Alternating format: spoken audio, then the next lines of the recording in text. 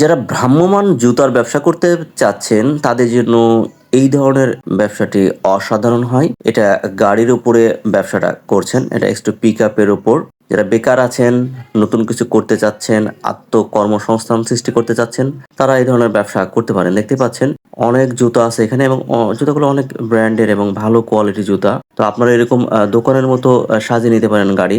এটা covered van ছিল। Covered ভ্যানকে modify করে তারা এই ধরনের গাড়ি তৈরি করেছে।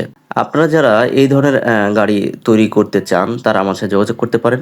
আমরা অত্যন্ত দক্ষতার সাথে এই ধরনের গাড়িগুলো মডিফাই করে দিই।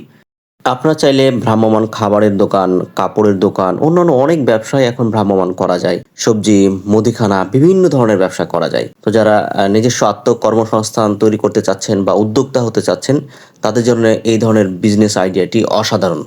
দেখতে পাচ্ছেন অনেক জুতা, গাড়ির ভিতরেও জুতা। একজন ড্রাইভার আছেন।